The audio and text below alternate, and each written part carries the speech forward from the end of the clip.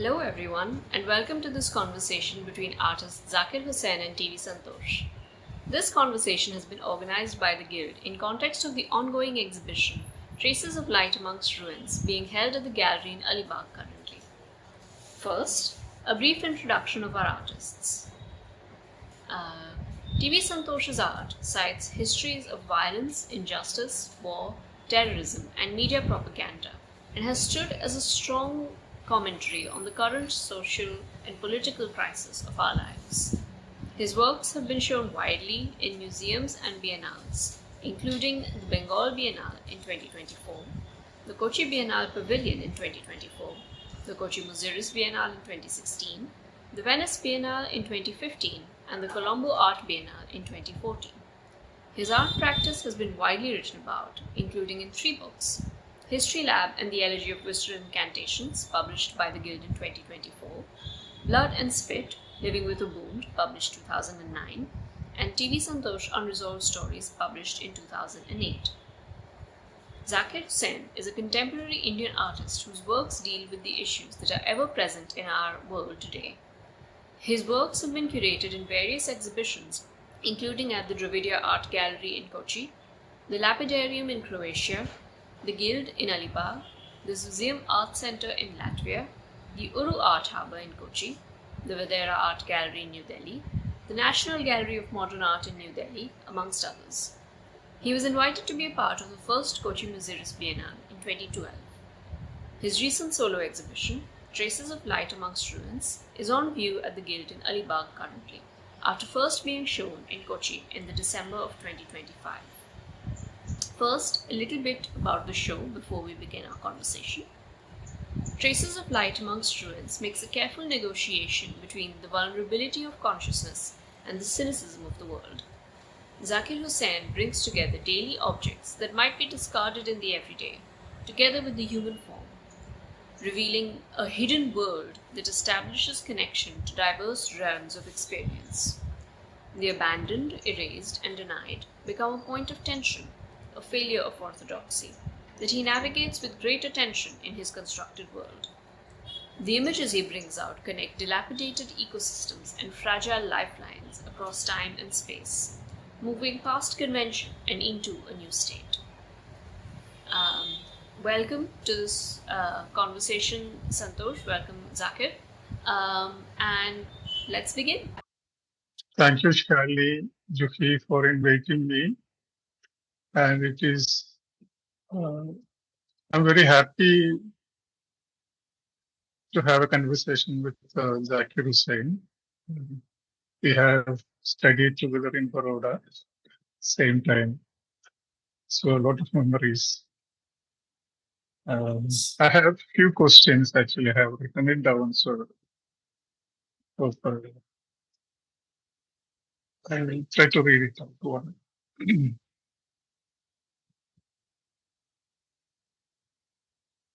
So I have been following your works ever since our Baroda times. The kind of works you had done during your student time, post-graduation time, was slightly different from the kind of works you do today. They were more of influenced by some sort of neo-impressionistic, stylistic language, especially in the case of using very bold and heavy outlines. And I see that there are certain recurring images even today. When the recent works, you can see similar images. Something like images of amputated torsos and limbs, or men carrying mountains. Such kind of images are being regenerated again and again through your works. So I would like to know your journey from Kerala and how was your experience in Trivandrum and Baroda, and how did both institutions actually really influence you?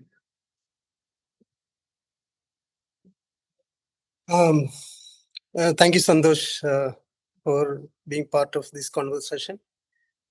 And of course, I really express my thanks to Shalini also and Jui too. So the first thing I want to say to you that there is a kind of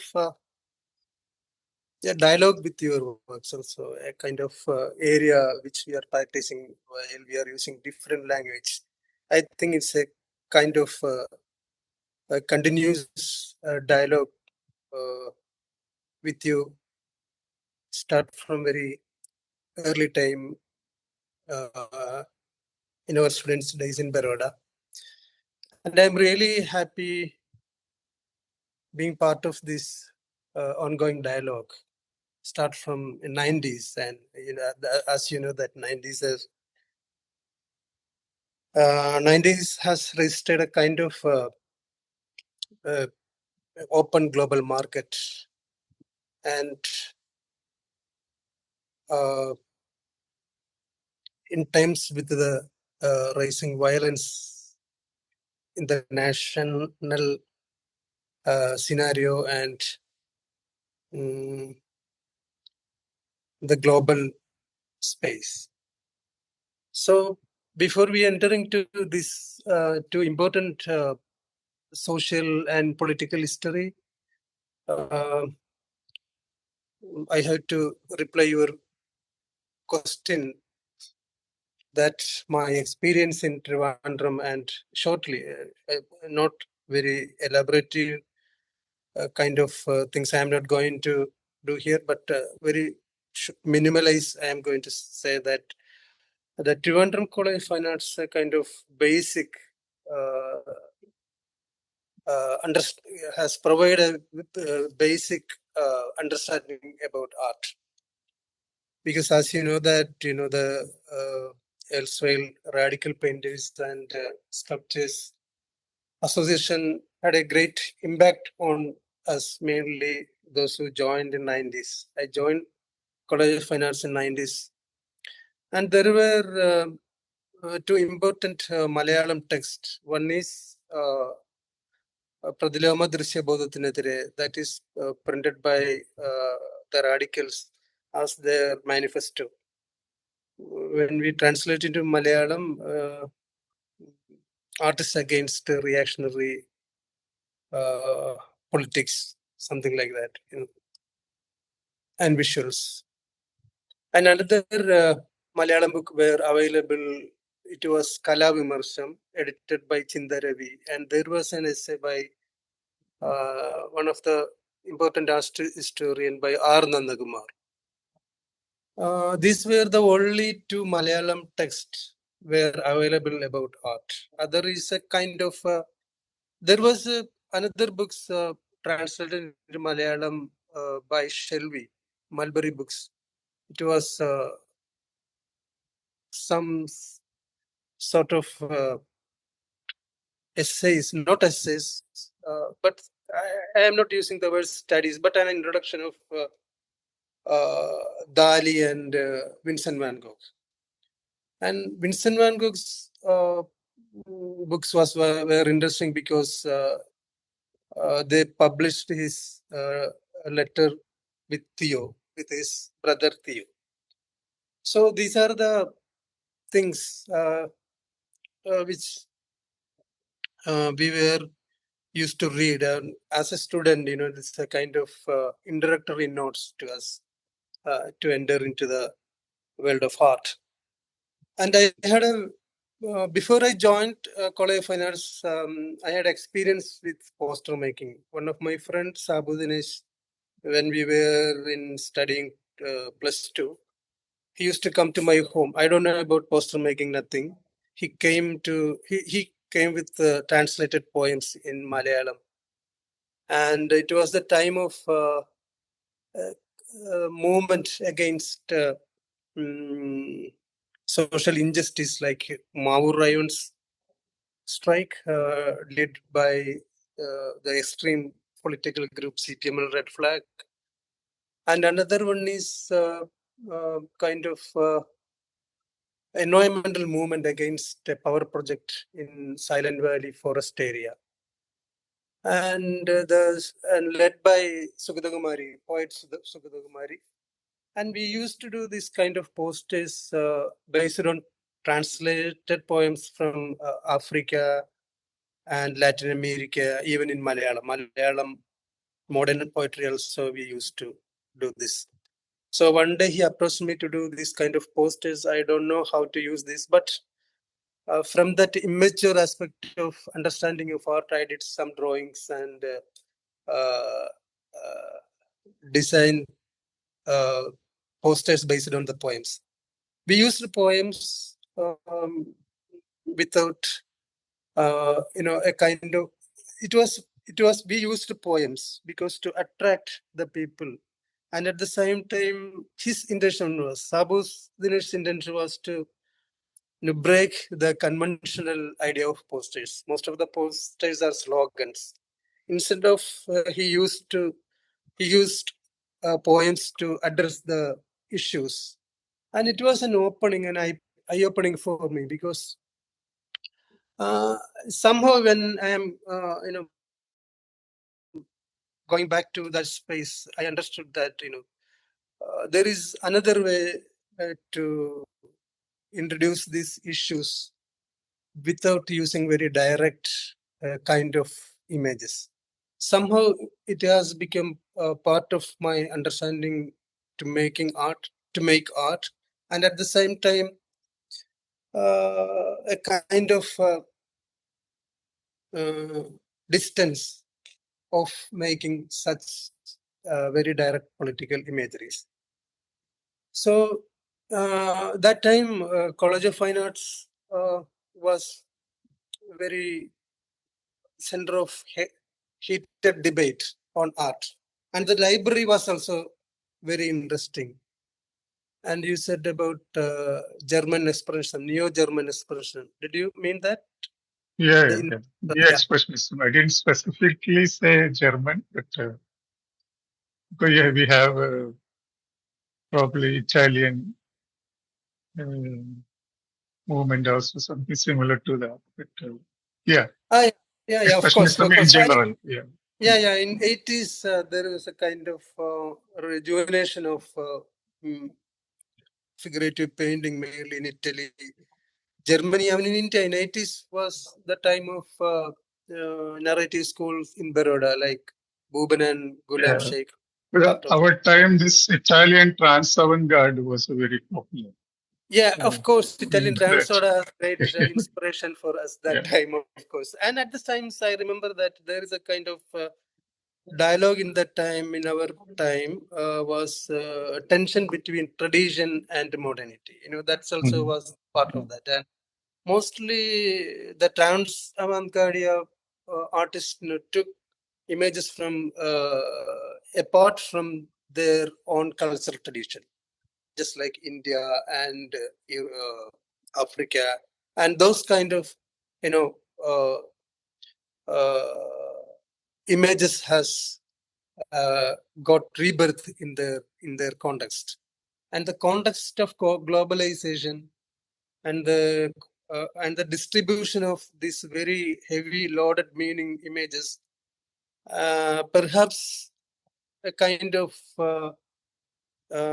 inspire us to open our thinking process surrounding images which is holding a kind of very heavy meaning of cultural memory.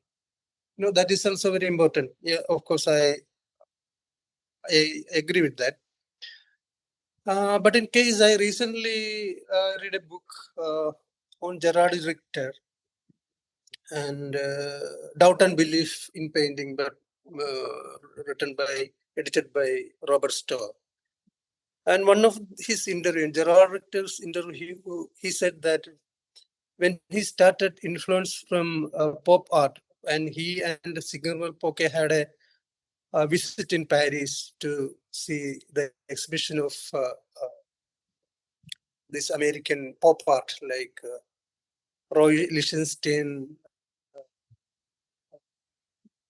and those artists' works. and came back in Germany. He started. He got influence from pop art, American pop art, and even Sigmund Polke also started doing such kind of works inspired from pop art. And in an exhibition opening, he met with George Baselitz, one of the main figure in German expressionist painting, and he directly criticized Gerard Richter that you are, cheating your own fatherland, inverted, fatherland.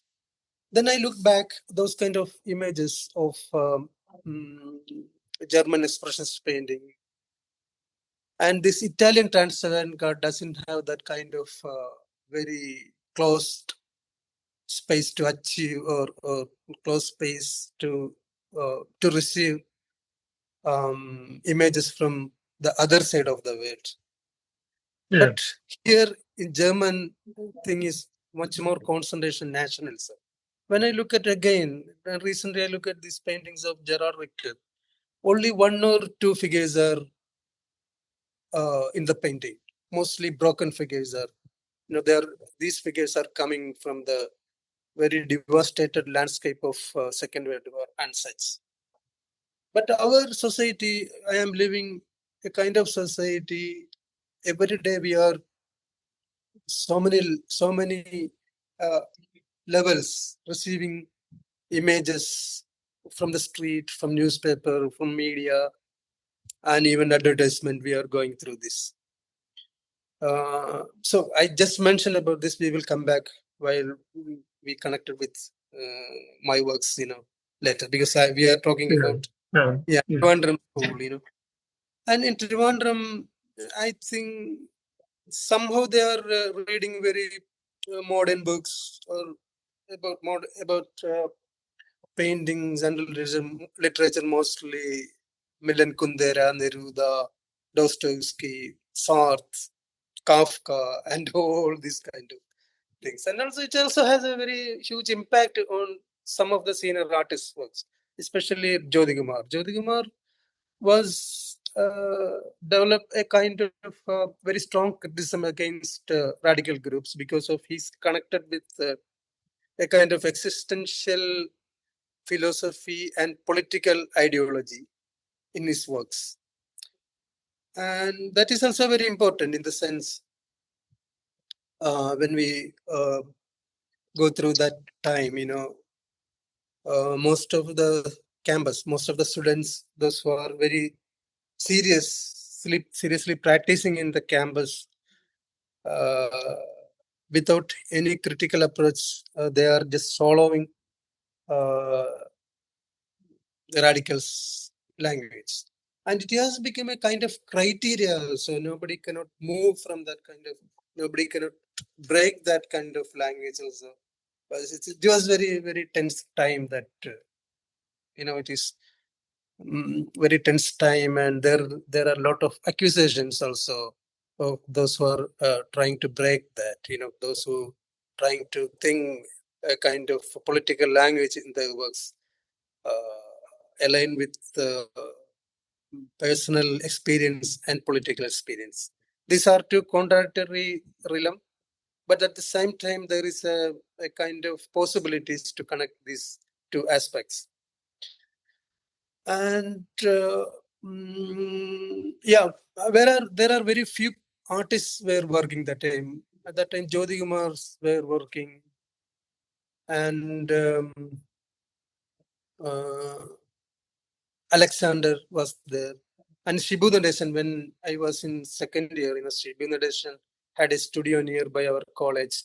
We used to go to see his works, and he had done very big works. And sometimes I remember kind of a new figurative painting from Britain, like that. David Hockney and another artist. What is his name? Kitaj. Kitaj also had a great impact on that. So yeah, these are the basic thing. And in college, we used to go to regular sketching. In the morning time, we will go to Palaya Market, and then in the night, we will go to Trivandrum railway station and bus stand. It was, and we used to come at very, late at night, at 12 or 1 o'clock early morning. Also, we used to. It was also very disturbance for some political students. Those who are sometimes they stop us where you are going, and sometimes they are threaten us. If you are going outside, we will we will attack you like that. But anyway, finance has a very different people. Finance students are very kind of people who are enjoying freedom. We never bothered about that.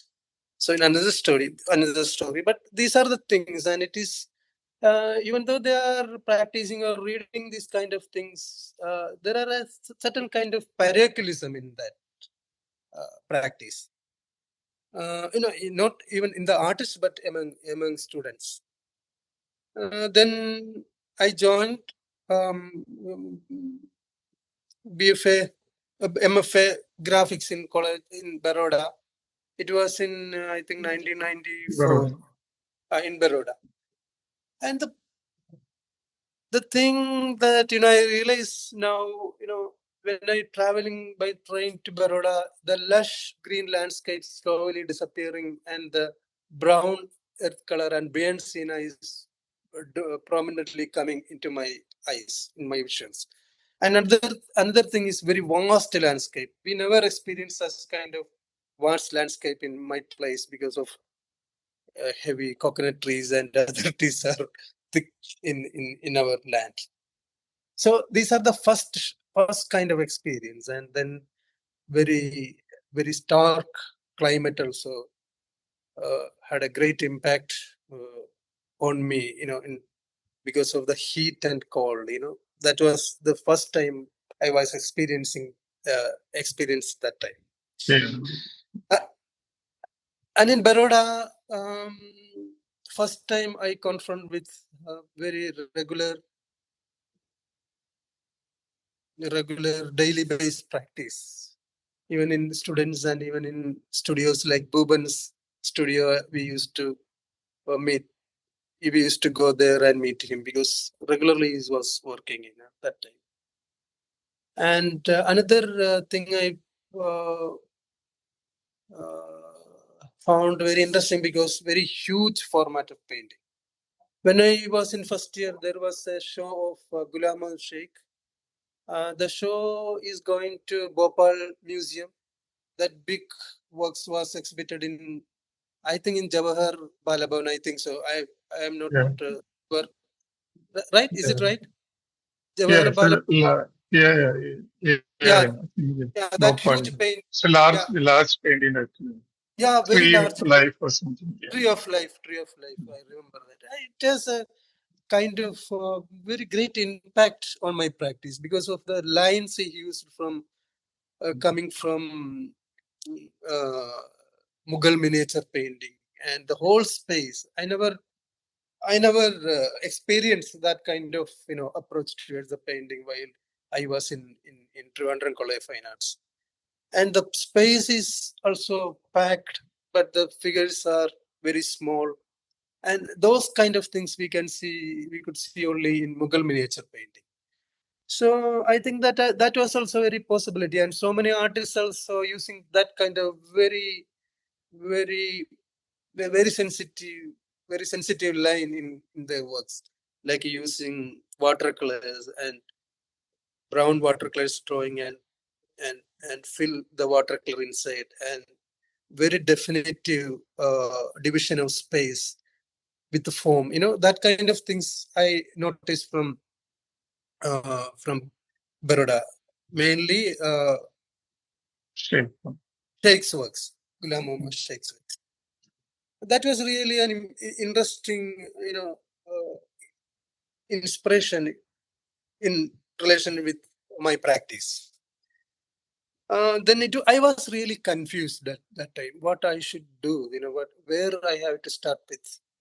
Then I just leave all the things I had done in college finance because I had faced a lot of criticism when I joined in Baroda, especially mainly that Prabhakaran and Alex Matthew and regular criticism I faced. It was a great Yeah, it was contribution from their very interesting time, actually. yeah, very interesting time and also very intense reading and very intense art practice also was there. But somehow, somewhere, when I changed my drawings and coming to some certain area of there is a space in that drawing, to offer to develop some more things. And Alex also very much, supported me, that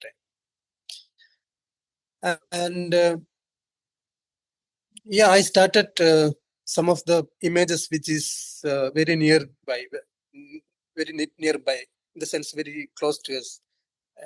While we are, passing a certain area from faculty to hostel, there is a land. There is a land which some cut trees was there. Sorry. So I begin with that work. A cut body of tree with a ladder and some flowers. That was my first work. I did a lot of works, but I didn't want to show that. But this is, I think, the beginning of the cut also you mentioned Yeah, from your question, because cut also or cut form of the trees is always remained as a denied life. That is the main aspect. I don't want to, to categorize as trees or human bodies like that, but it reflect both in us. But it is two kind of thing. It is dual. It is not one, but it it it it it it contains a kind of denied life, even in human body or even in trees body. This kind of denied life. Uh, I can understand that. I could visualize that. cutting itself is a act of violence. Yeah, it is very complex area we were talking. We are talking When now. you cut a tree, Yeah, yeah, it is. Cutting yeah, anything continue. is violence, of course, it is violence. But mm, and violence, in the sense, in the succinct sense of the word, is only by cause. It should be there is a cause, and what is the cause? How we can relate it that cutting or that cut aspect of images, and how we can direct to a cause. There is the space of something else is coming out into our thinking process. It might be political, it might be social, it might be religious, and it has so many levels. I think so, isn't it? Okay. Uh, Yeah, true. yeah, an image cannot exist alone, and even though we are working a very very single image in a painting, that image cannot be alone. It it has, if it has a potential to transcend uh, of its being to another level of meaning it generate. It can be generate that kind of meaning. Then it is logically uh, uh, related with artist perception or artist thinking process, and at the same time the space and time where he is living, and the space and time designated by the dominant system or cultural hierarchy and its inflict on the daily life. That's how we related, or I related with the violence in art. So mostly people are, when I'm doing my presentation in colleges, I always face this kind of questions. Your work is violent. The work cannot, the work never propagate violence, but it always pointing out the violence surrounding in our daily life. We'll come back to this issue of violence. How violence is different in real life, and how violence is, you know, reflected in a work of art. How a work of art Yeah, sure, generate sure, a sure. different reaction. You are one of the artists from Kerala who have come up with a very distinct and unique vocabulary. One of your visual strategies is a process of repeating images into a pattern. In some cases, it seems like a well organized cluster of images. In some cases, it seems like piled up over one another, suffocatingly claustrophobic or heavy like a mountain. Can you tell us how did you arrive at that such kind of imageries in your Okay, actually, after my studies from Baroda, I started working with uh, based on. I started working based on some of the drawing I did for Linocut. There is an image, a wounded animal kind of human body holding a fire in his hand, with another hand holding his a sword. And this kind of imageries I don't want to continue with. And at the same time, there is a kind of practice was there, mostly people was doing that time, human figure with landscape, human figure composed in a very familiar landscape. That the idea is coming from Baroda school, I think so. So this kind of continuity plus a kind of radical kind of paintings and with a kind of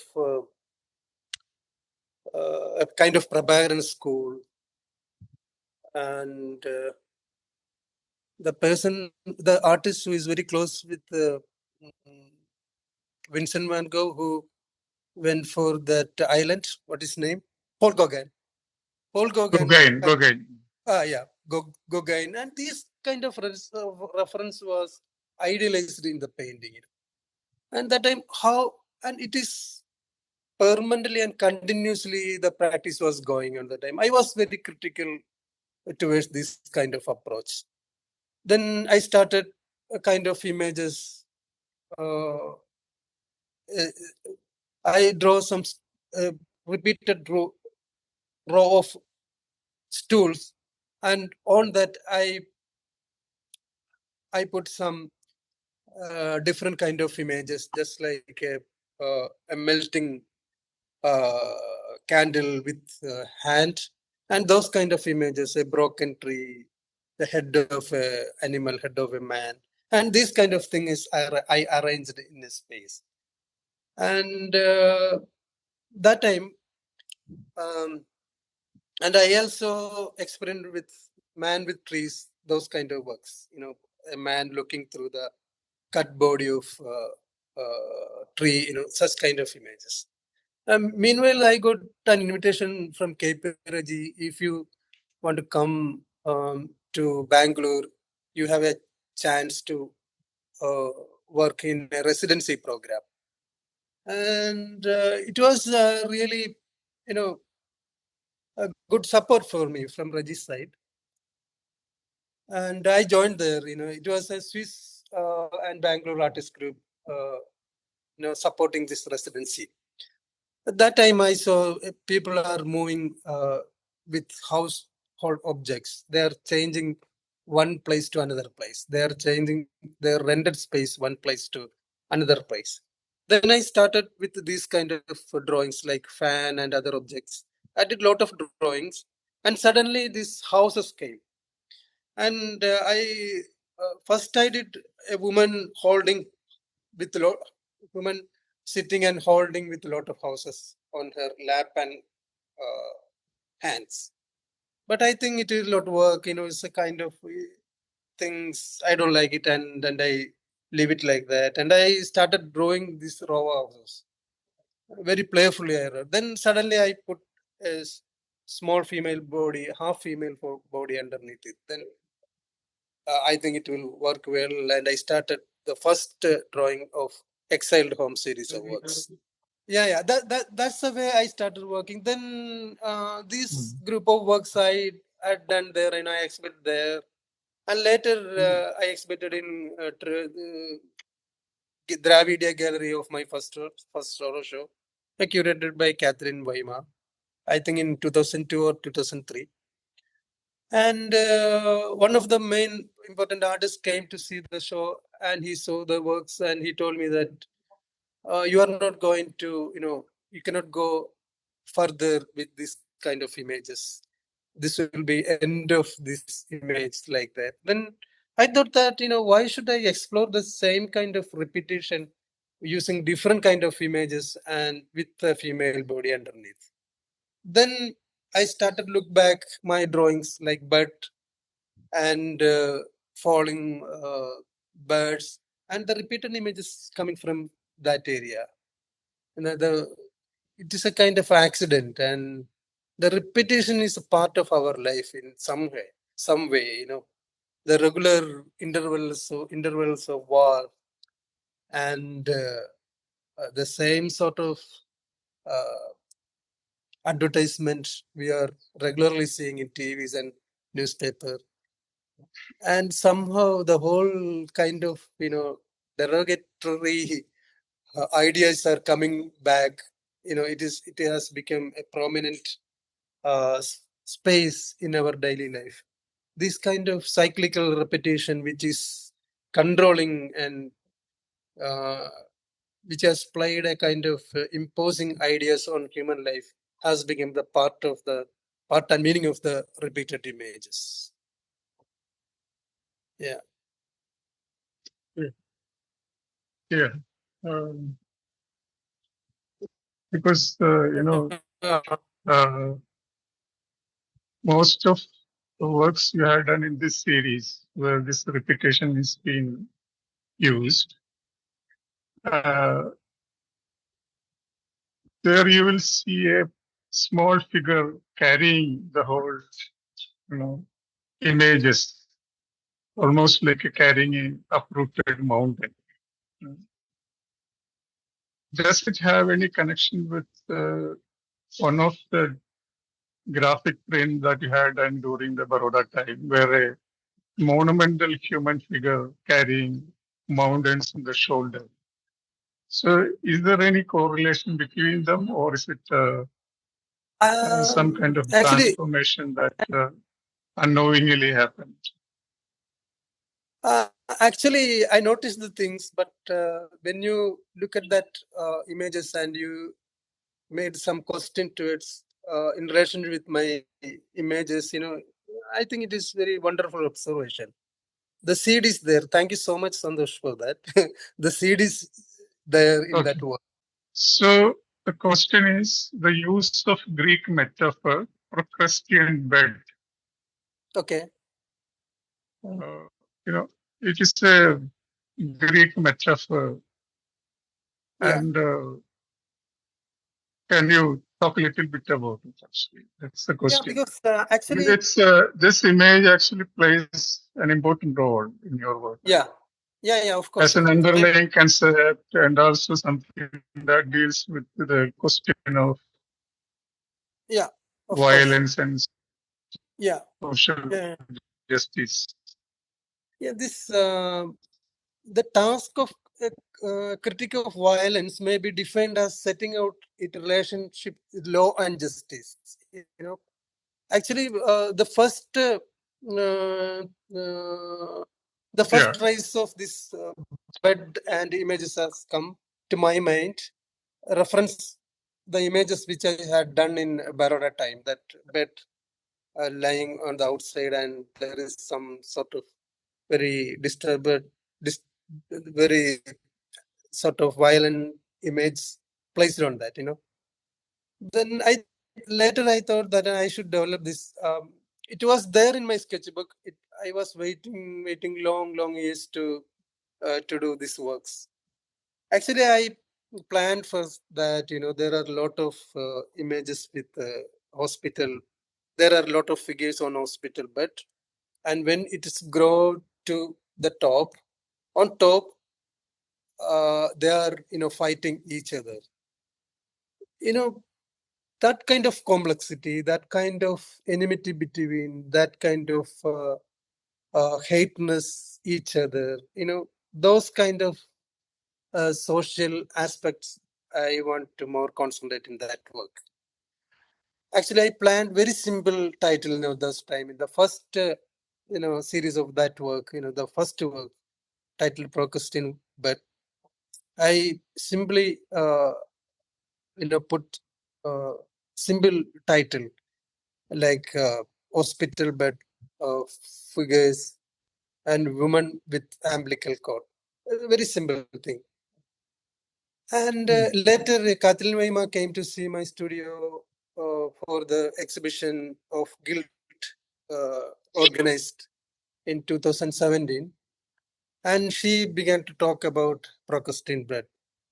In Greek mythology, Procrustes means a kind of, structure. Procrust, a bandit who had a house nearby the street, somewhere in Greece, sometimes in Athens and Eleusis. And he used to invite passengers to spend the night in his house. And they were attracted to his hospitality and warm welcome. He offered pleasant food and night rest at his special magical bed. Later, Procrustes compelled to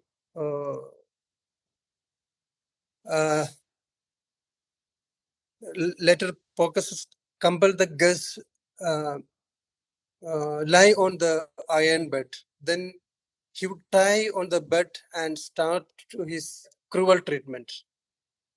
This act reminds me a kind of prison punishment in Abu Ghraib jail, or the recent is Stan Swami, who died in the prison.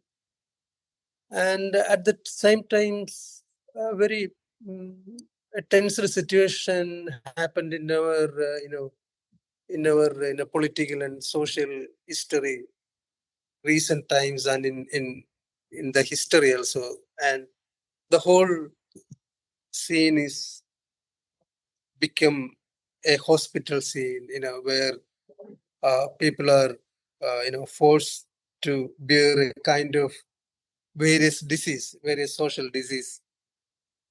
And those atmosphere propagating a certain kind of violence which is not escaped from the day-to-day life.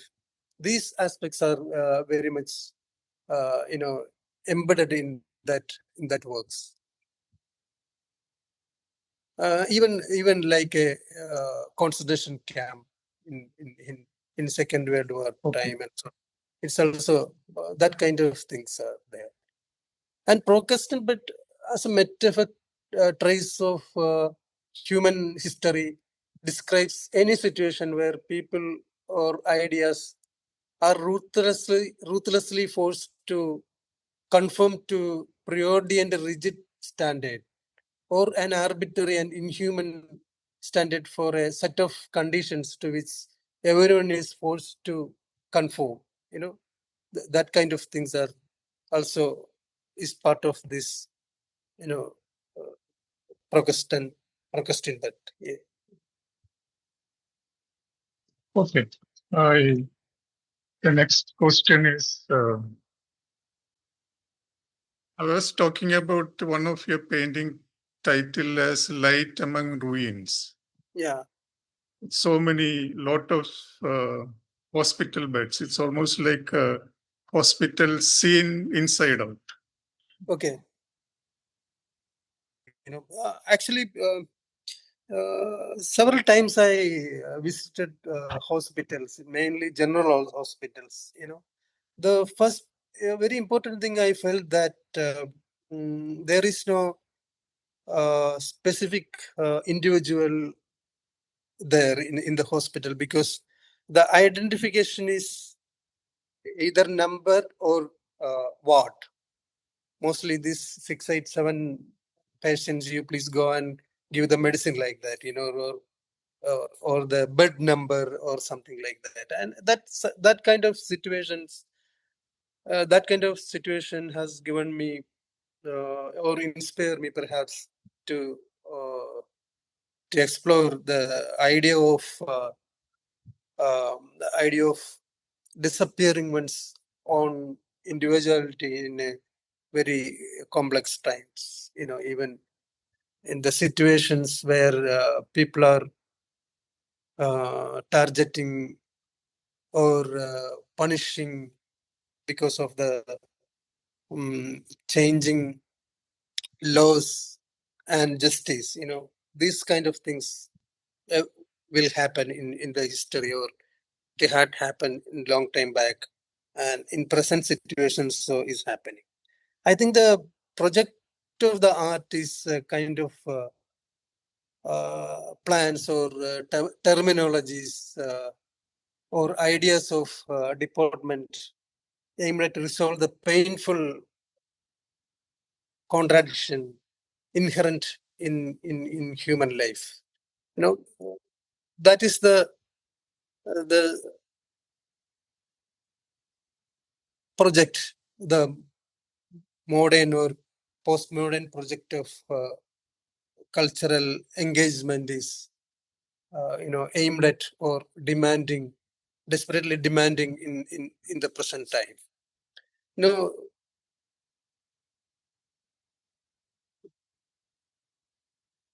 Resolve the inherent contradictions, how to reveal this aspect of inherent contradiction, which is normally masqueraded in the norms of predestined reality that we are being taught from the school or from the society as such. The project of art is aimed at to resolve the problems inherent in the contradictions of human structure. That's the thing I was trying to convey to you. It's clear now. You heard? Yeah, it's clear. It's clear. Yeah, the inherent contradiction is the part of history or part of our social system, and how to resolve that kind of contradictions inherent in our daily life. We have to redefine the reality which is conceived and imposed as reality from the structure and the institutions. That's what I am trying to convey to you.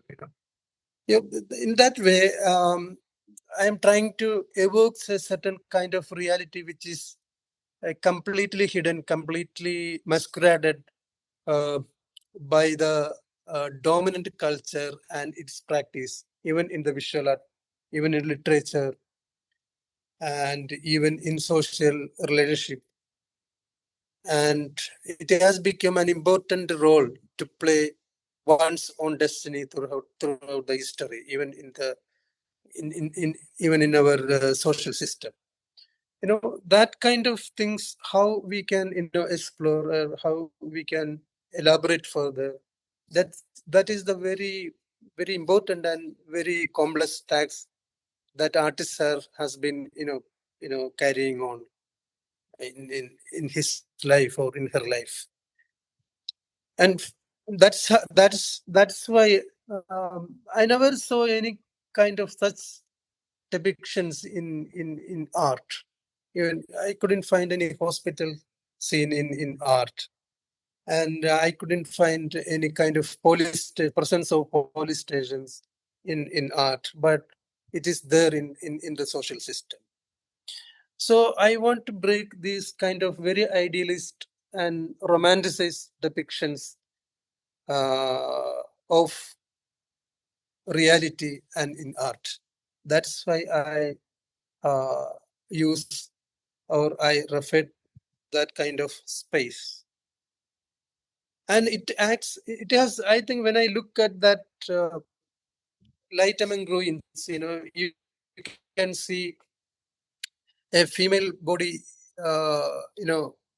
balancing under the whole bunch of images or whole mountain of images. And that kind of balance, I am not idealist the woman, but I am trying to evoke a certain kind of brotherhood with all people, with all structure, or religious, or all kind of people. I want to connect with that kind of simple presence of that umbilical cord of woman. I don't want to idealize, uh, because in one of the novel by Waikem Muhammad Bashir, Shabdangal, it's voices or sound, we can translate in English, voice or sound. It is about the Second World War and its impact on our social, relationship, and how the society has become part of the ongoing struggle and chaos of the Second World War. And the protagonist who is coming from the war, he had a very bad experience, and he said to the writer that you don't have anyone on the earth as relative or as mother. He's a orphan. He's saying to the writer that he's an orphan. He's an orphan. And the writer, Waikem Muhammad Bashir, replied that, do you have a sign in your uh, in your stomach, that sign of umbilical? Then you are connected with the whole world. That's the kind of revelation for me. That's why I put a female body underneath the whole weight of the image. She's not carrying, but she's connected with. It's a kind of incorporate kind of relationship with the image and the body, which is lying underneath this pile of images. And somehow I am trying to connect. You mentioned about pain. Yeah, the pain is very inherent nature of human being. We cannot overcome that. But in social kind of violence, inflicted structural pains on others and bodies, on minor bodies or socially weak bodies, we should address that kind of things in through art. I think there are uh, a series of wounds done by uh, the wound series etching and prints by Somanatha Hor. Yeah, it's an important inspiration for me in some other way, because of, even though he did that wounds and that prints and textures of wounds on etchings and paintings, and I could find out that kind of lines, somehow it is reflected in his figures work also. Even on dogs also we can see that kind of very fragile nature of existence, the fragile nature of holding pain, that kind of weight we could see in his the whole body of works. Even though sometimes the print is only the mark of wounds, but that marks of wounds even reflects in his drawings, even figures, even it reflects on dogs, and even it reflects on natural bodies. Oh, these kind of things I always admire. It's a great inspiration for me. Yeah. He's a Yeah. political. Somnath is a political artist. That you Yeah. said. Yeah. So my question is today in this context, all kind of art is happening around. Yeah. Yet there is a clear divide between political and apolitical approach in art. Of So course. according to you, as a person, as an individual, how do you respond to what kind of art do you respond? Oh, it is. I was Do you really. respond to political Yeah. art, or is it? Yeah, it is clearly. My It's a very response. personal question. Right? Yeah, my response. It is very clear. The All political kind of art. art, or It is my response. It is very selective, and it is. I am looking for very political art in the recent times in India and even the global scenario. That's very clear. But I have some skepticism that when I shared with when we were talking about German neo-German expressed painting, I referred this uh, Gerard Richter having a dialogue with Baselitz. I know once I considered it was a political art. This uh, German artists, Baselitz works were political, but now I have certain doubts regarding the recent wars and recent chaos, which is surroundings in our time. And for when I was searching for the right answer to your question, actually I found a poem by Wisława Szymborska. The title is Children of the Age. Children of the Age. Can I recite? Okay. fine. We are children of our age. It's a political age. All day long, all through the night, all affairs, yours, ours, theirs are political affairs. Whether you like it or not, your genes have a political past. Your genes have a political past. Your skin a political caste. Your eyes a political slant. Whatever you say reverberates. Whatever you don't say speak for itself. So either way you are talking politics. Even when you take the woods, you are taking political steps on political ground. A political poems are also political. And above us shine a moon, no longer poor, no longer pure lunar. To be or not to be, that is the question. And thought, it troubles the digestion. And thought, it troubles the digestion. It's a question, as always, of politics.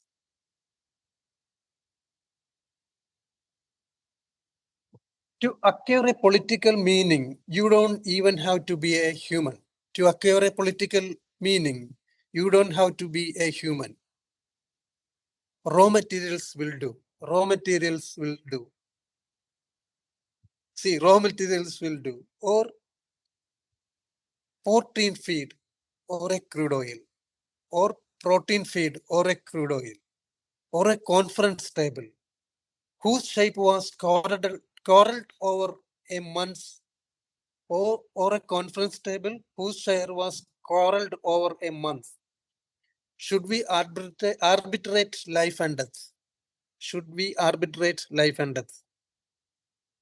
At a round table or a square one? Should we arbitrate life and death at a round table or a square one? Meanwhile, people perished, animals died, house burned, and field run wild, as just in times, in memorial and less political. I think this is very interesting poem. I struck a few lines like that. To acquire a political meaning, you don't even have to be a human. Raw materials will do, or portion of, or protein feed, or a crude oil. This is somewhat, very. It is touched my soul. It touches the understanding of what is political art. You know, I love this poem very much. Then this is my answer. I have only this answer. So there is, initially we started with this issue of violence initially, the Yeah, beginning, yeah. that there is a saying that violence breeds more violence. Okay. Violence can never be a solution in the real world, though Yeah, there may be exceptions in the history. yeah. But violence in art has a different purpose. Yeah. So what is your take on it? It is both a And this is very, political and also an aesthetical question.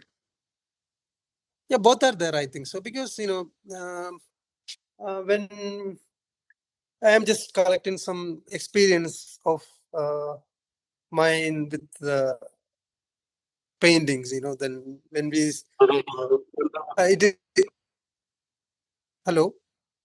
Yeah, I can hear you. Yeah, because I was thinking about how to answer this question, because it is a very deep question and it has a lot of layers. The question also has a lot of layers, and as we are artists, we also had a very, very good experience uh, to to look at these works, uh, which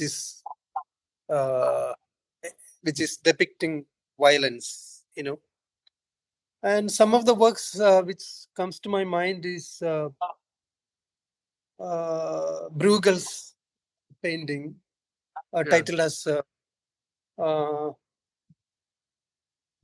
that titled as Massacre of Innocence. That's title, that Massacre of Innocence, and it is narration is connected with Christ's birth, and the king has ordered that he had a dream in the night that a prophet is going to born and is going to kill him. He's going to enthrone him from his country or from his throne. So that was the nightmare of I think the king David.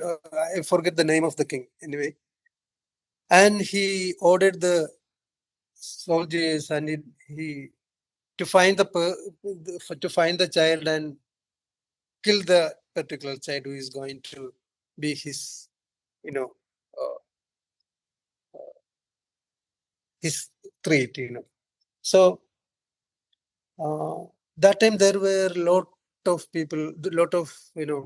women gives birth to newborn child, and they search the area or villages nearby the kingdom and find out, and he killed a lot of children. You know, this is very a kind of very intriguing aspect of visual images and narration in front of our humanity. Without this blood, how we can portray this kind of tragedy? That is the very moral question. As a creative person, we are all facing, and this also confused me a lot. And there is a short story by Paul Zakkir, titled as Arcaria. Who knows? Dealing with the same issue. And after killing the all newborn babies, a soldier uh, visit, came to rest in a in a restaurant, and he met a lady there, and he had a dialogue with the lady. This is all from my memory. Talking about memory on my memory. There will be some mistakes. I don't know. And after the story ends like this. The woman asked the soldier like whether you could find out the real baby who is, uh, who is uh, tracing out the child. You could find out the child, and you could kill him like that, or he decided to kill the child. And he replied that, who knows? Who knows? The story ends in that dialogue. And it leaves a lot of thoughts to in us. And possibility of artwork is arising from that dialogue. Who knows? It gives a lot of questions to the reader. Thus, the painting gives a lot of questions, and the painting evokes a certain kind of understanding or certain kind of sensitivity, certain kind of it may arise certain kind of humanity in us.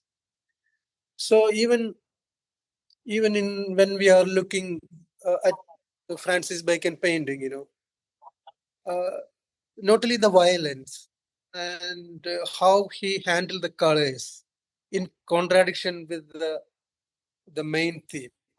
Most of these themes are uh, in a kind of violent situation, like people are wounded and vomiting, or people are disorderly shitting on toilets and sometimes vomiting, and these kind of, but there is a kind of distortion which helps the violence. And when he treated the space, and colors also has very important role, because the central subjective of human being is totally contradict with the presence of color. That's most of the time he faced a lot of criticism based on that. And even John Berger also, long time back, he had a criticism on his works, and in his later time, John Berger uh, said that my criticism was not right towards Bacon's painting, because the world has become a kind of uh, brutal killing house, And I think the artist's responsibility is to express the real aspect of life and its complex existence in space. Um, I think, is it right? Is it right? My question is, it's okay. My answer is okay. I think it is. Yeah, Yeah, I justified the question. And in my case, the violence is not imposing from my side, but the system, or the present system is imposing violence on human bodies, and we are witnessing, and the visual images or the paintings are the document of our time. That's it. Okay. The task of critiquing violence may be defined as setting out its relationship to law and justice. yeah. The sphere of such a relationship is characterized by the concept of law and justice. So far as the first is concerned, clearly the most elementary fundamental relationship is any legal system, that of end and means. End and means also very important. How we, how we achieve the justice, and which way we are, taking, which way we are taking to to justice. That end and means also very, very, very much important. And end and means also can be destabilized by the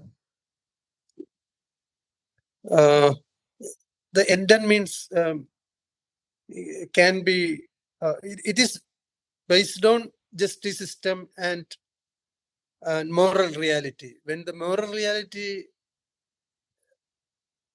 getting fractured due to the control of justice system of from the structural power, the justice system can be destabilized. That evokes certain kind of violence. Even in French Revolution, the violence is a means to violence is a way of means to get justice. Sometimes history has played very crucial role to achieve such justice. We couldn't make a very clear line what is justice and injustice in terms of changing structures in relation with power system.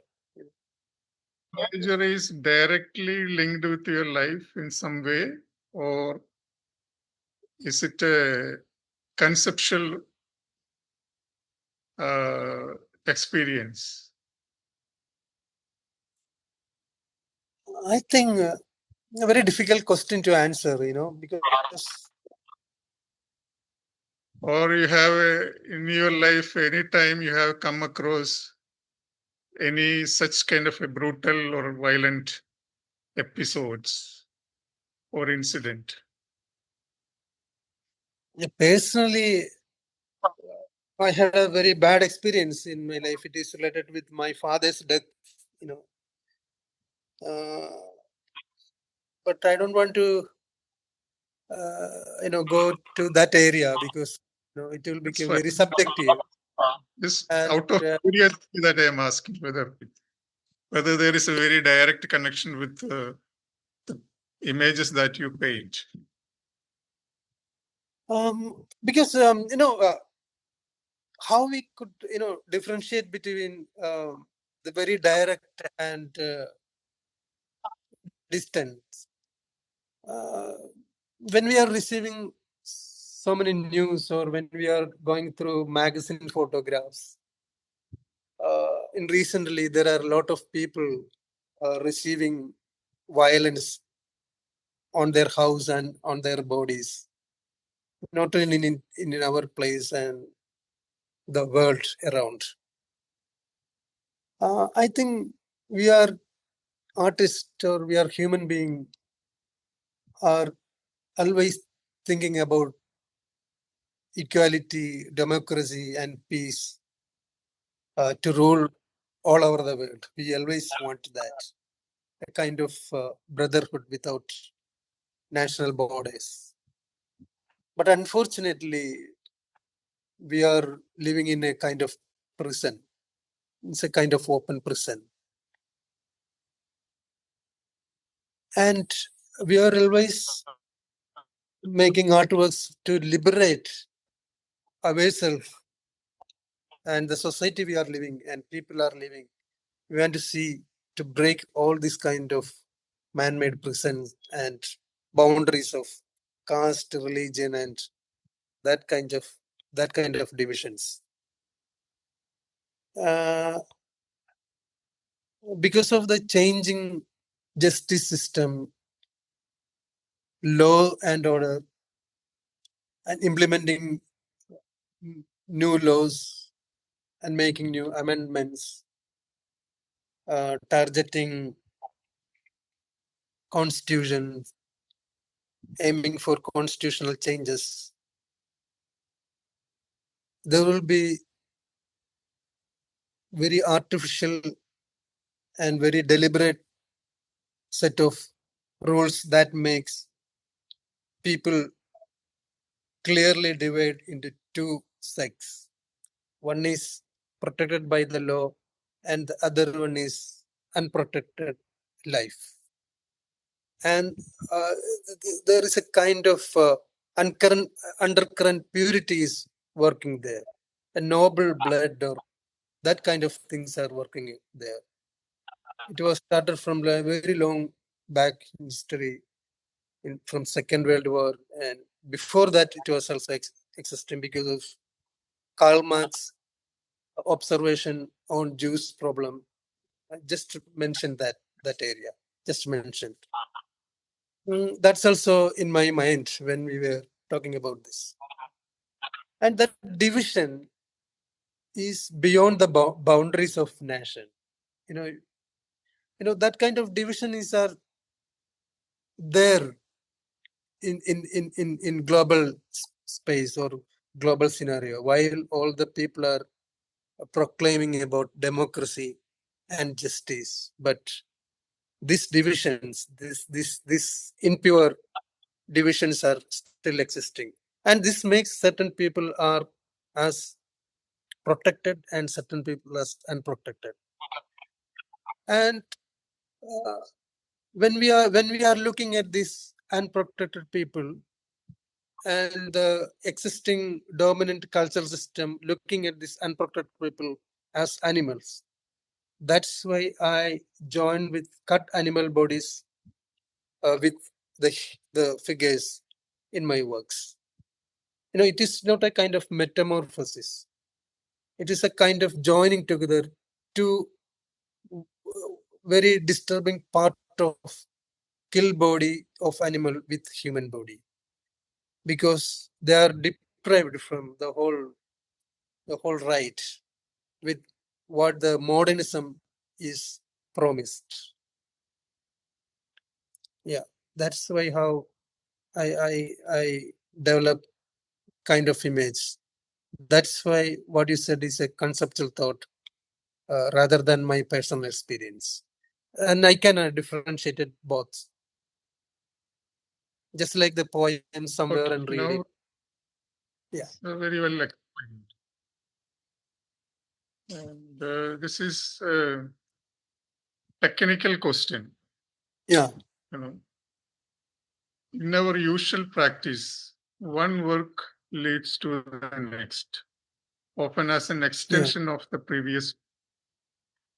When you start a work, do you plan everything beforehand, or does it evolve during the process? When you start a work, what do you start with? Do you start with an image, or how do you do that? The repeated works, I continuously making as very, well planned works.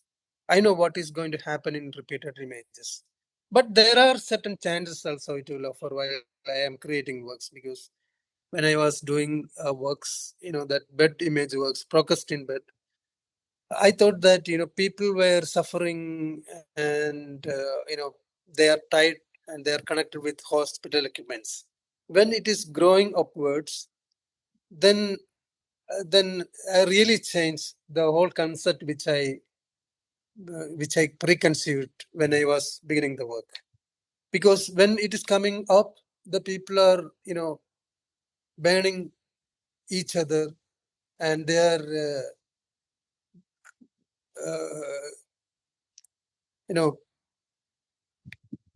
fighting each other, that kind of things. But they forget they are in hospital, but they are forgetting while they are indulging with such kind of violence activity. They are killing each other. They are burning each other. These kind of things was there it was growing on top. And some works, with the dresses. I planned that repeated kind of red dresses, which is balanced on ceiling fan with 3 female bodies. That was very well planned. It was very well planned in sketchbook. Meanwhile, I am doing this kind of repeated works, and my mind is working, and it is forced me to do certain other kind of works. That's why I began this kind of very chaos. It looks like chaos, but it is also very well planned chaos. It's a very well planned chaos works. And I used a lot of drawings before I am going to start such kind of works. And the main figure will be there. And the main figure, normally I will place it in the center of the paper. And then first I almost complete the main figure. Then I was thinking how I connect with the next figure to the next one. Then I refer a lot of from sketchbook and I slowly draw it. Sometimes I didn't get the connection. When I will look for long time I will look for and sitting long time to get the right thing to connect with the whole scenario or the whole connect with the whole figures. Then the work slowly began. I don't have a very specific plan with the works titled as premonitions of obliteration. Those works, they are performing with different kind of images which are usually appearing in my works, like exiles on boats and newborn baby with numbers, and upside down houses, fan and cut animal bodies, trees, and such kind of images. I started with those six main figures. Then I finding relationship in my sketchbook. Then I transfer those sketches in various sizes in in the big works. Sometimes because of the watercolor, I don't like some of the area. Then I will refer again some small watercolor studies and cut that images from the paper and paste it on the big works. That's how it's a kind of process-oriented works. So suppose one of your large work, how long it takes to be completed? Normally, And why yeah. did you choose watercolor as a primary medium? Yeah. Actually, in when I began this works in 2002, that time I planned very strictly. It will take only 1 month. That repeated image, that series of exiled homeworks. Later, because of when we are those were small. no. Those was very large works. Yeah. Somewhat 8 by 6 like that. I exhibited a 2-person show in Gildart Gallery, Soft and Sharp with Viraj Nayak in 2006. Oh. I think 2006. Yeah. And those images, the 6 works, take only 1 month. But nowadays it will take long time because of the size I increased. It was vertical that time. Now some works are horizontal. The bed works are some kind of horizontal, and upside down houses with flag are vertical. And nowadays I am working with repeated. When I am working repeated images, I start with other chaotic kind of images works there. Otherwise, I couldn't finish. It will take at least 3 months nowadays because of some health problems. 3 months for one panel or 6 panel? 3 months for both 6 Okay. panel and repeated works. Okay. Sometimes it will make for because of the body, because of the health condition. And but I have lot of drawings for this premonitions of obliterations. I have hundreds of drawings, small and even small watercolors and ink drawings and watercolor drawings, and yeah, you can see in background also. This is for the next work. It is started there, like this, and here also a lot of drawings. Okay. And So I have some other.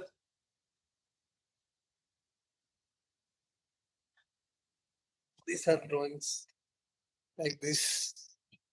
so you do drawing on a everyday basis or whenever depends.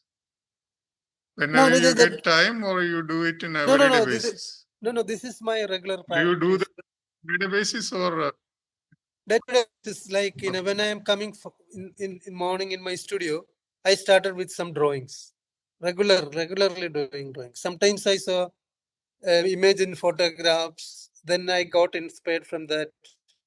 I never copy that kind of image, but I got some kind of thought process charged from that, inspired from that photograph, and I do that as a drawing, because sometimes I face scarcity of images. That time I refer sketchbook. From there I take into my big works. That's how it is developing.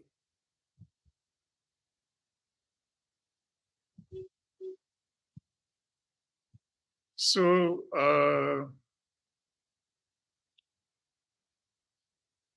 just for general knowledge, what kind of books you read and what kind of movies you think have influenced you?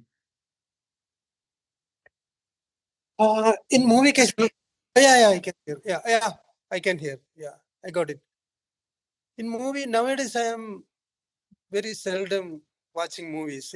Last time I watched a movie, one of my friend told me you should watch. It is a Spanish movie, a very violent movie. It's just like a prison. Food is coming from top prison to down prison. I the title is Station. I think so. I'm not sure. The film's title is Station. Not sure. Yeah, but the visual is very important, and it's a kind of prison. One set of food is coming from the top jail. Sometimes they eat, and it is very. Sometimes they spit, and it is coming down. It is totally. It is not a food, but it is completely shit. The kind of things.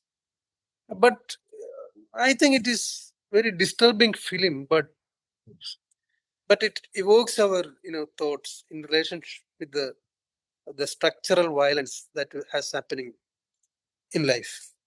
And another way, I am looking back some of the films which I had seen in 2002, 3. That time, there was a film festival, international film festival in Kochi.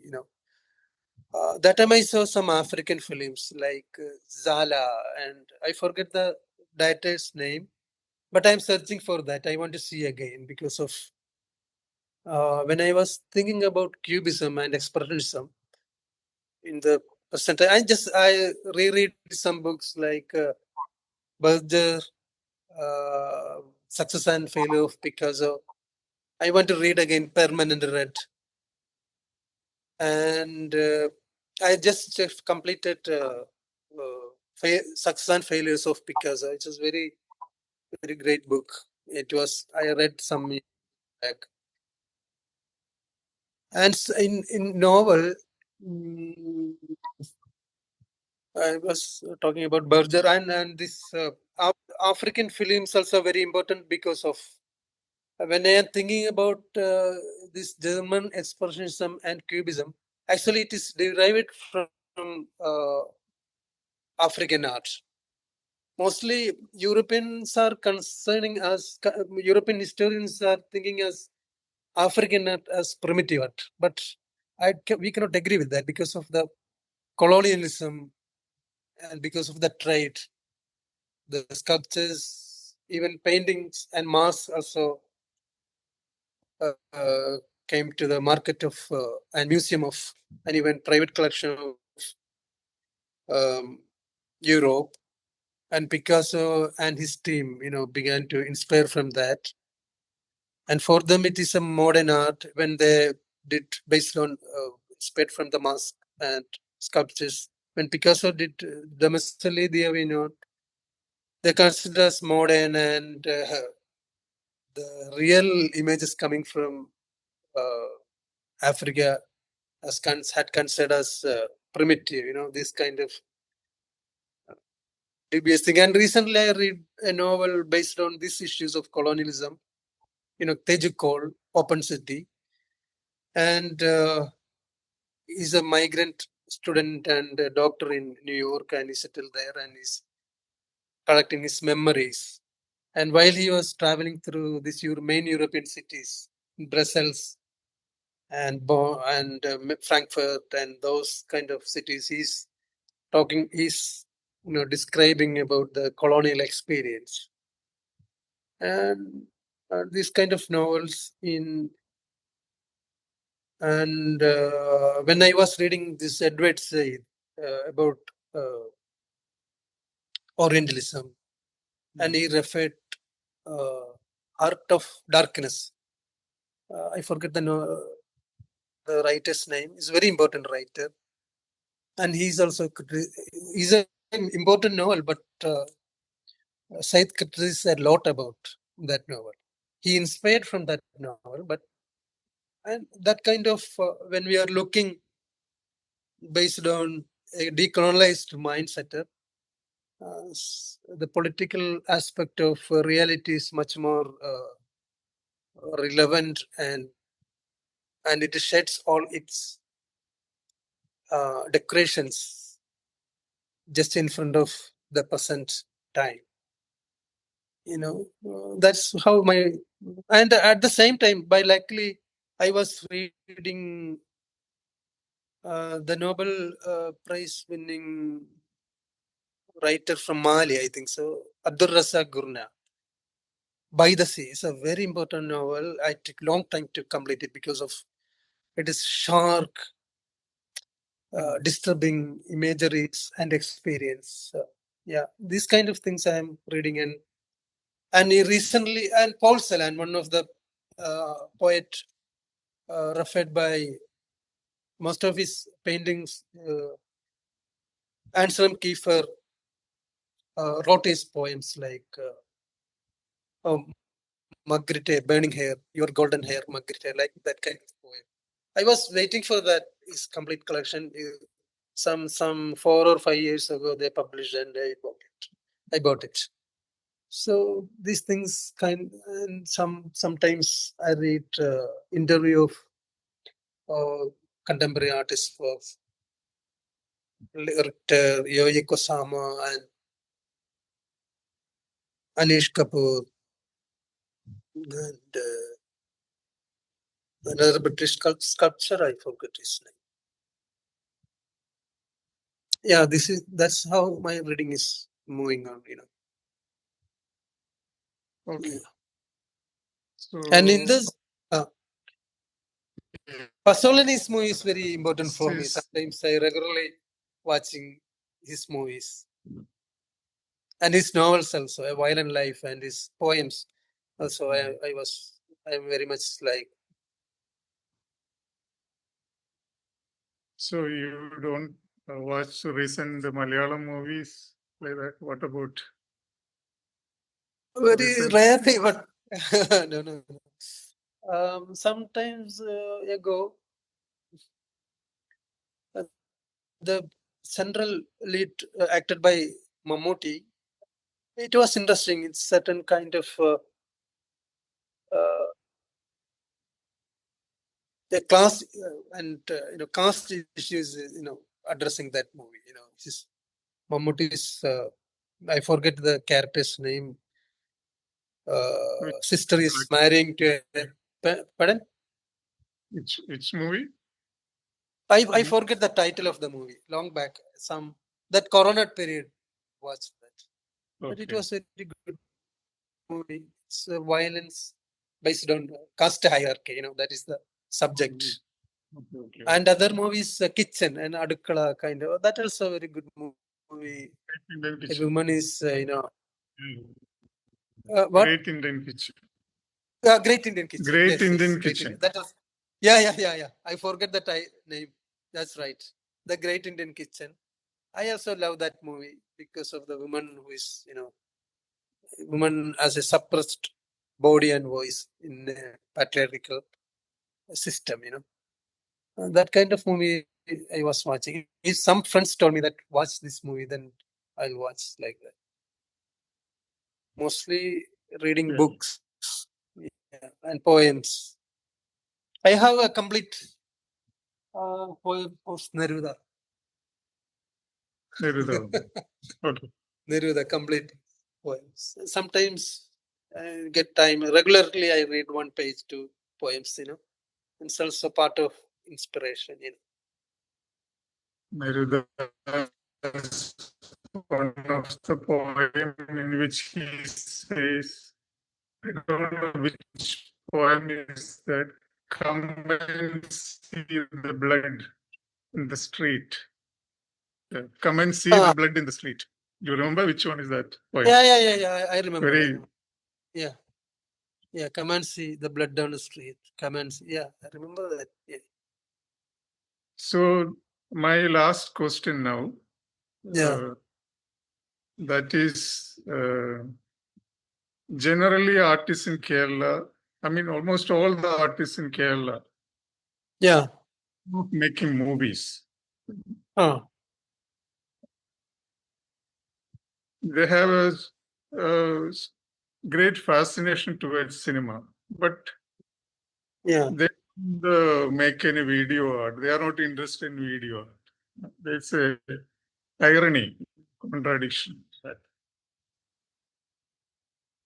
Yeah.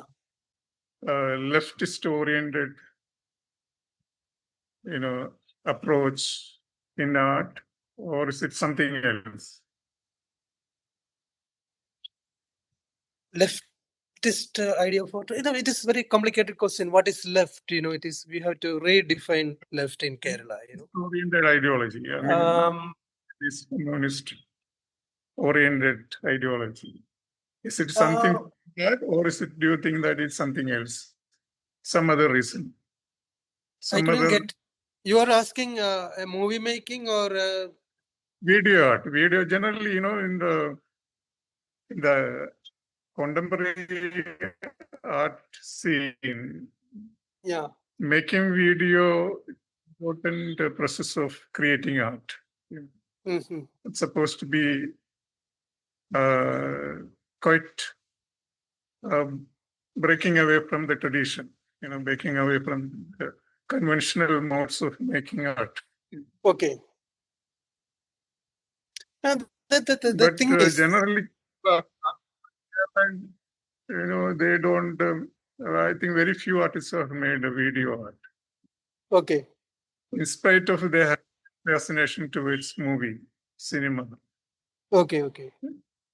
What is there some connection with the leftist ideological stance, or is it something else altogether?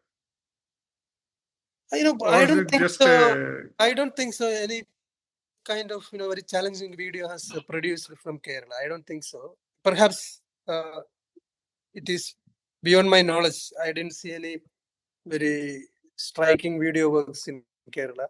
And if they are thinking in terms of breaking the traditional norms of art practice, just like painting and sculpture, and I think that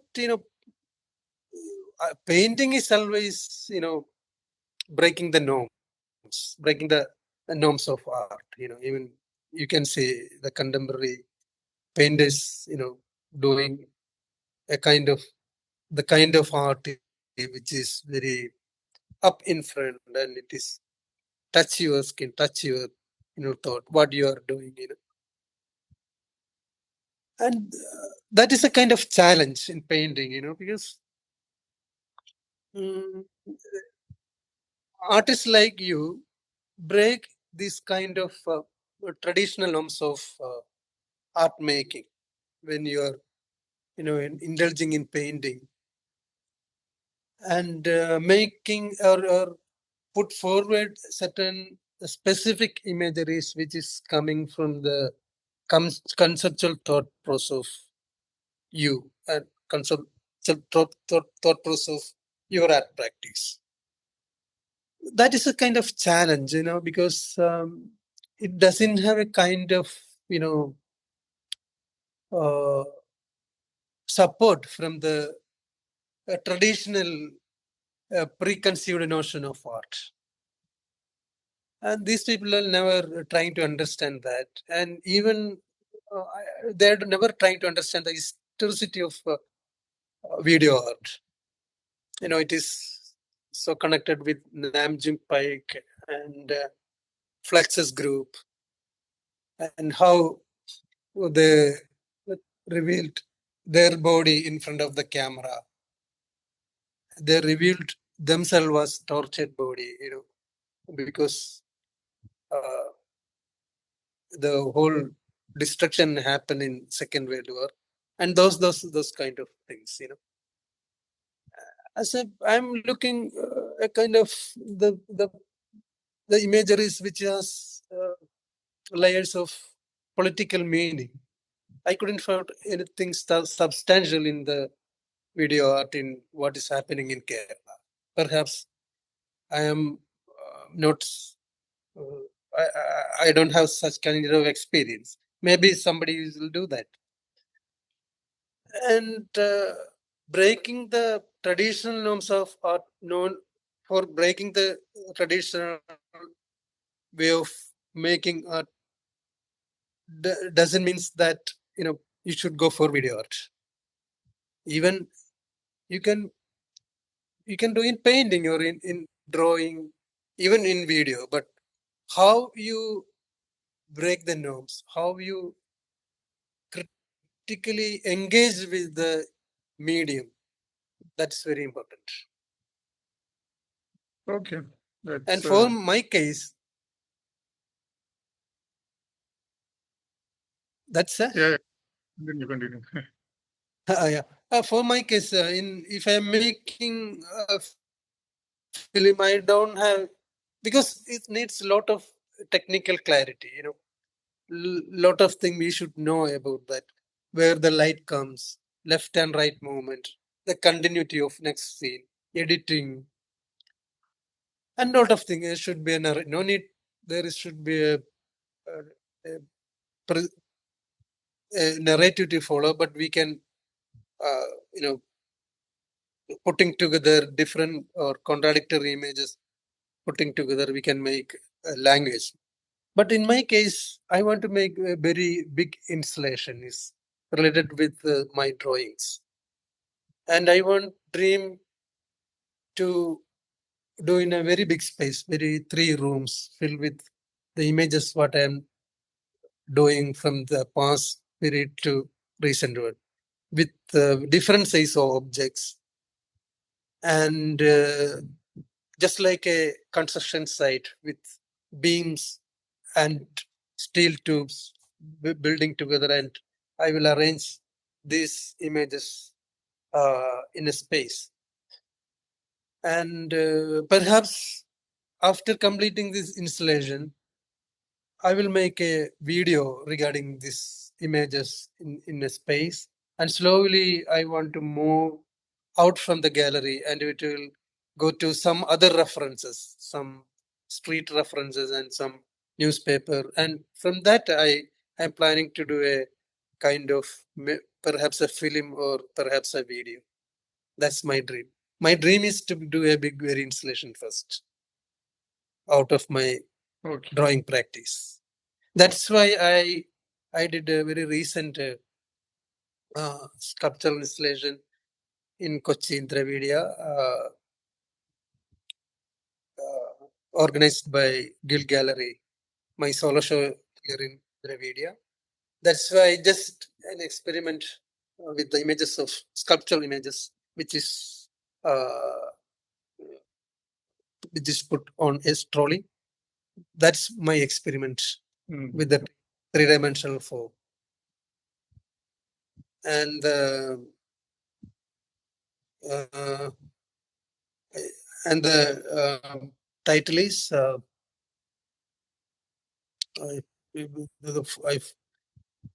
1 minute. I will say the title. That is very interesting title. But sometimes I a memorial for the lost sky. The title of the sculpture is a Memorial for the Lost Sky. GI pipe, GI sheet, silicon rubber is the material. That is my experiment with the three-dimensional form with space. So that is my dream, to make a different size of objects and displayed in a very vast space. Yeah. Okay. So my questions are over. So do you have anything else to add? Anything else I have missed or you have missed in between? There are a lot of things I planned, but I think so I forget to connect together, mainly.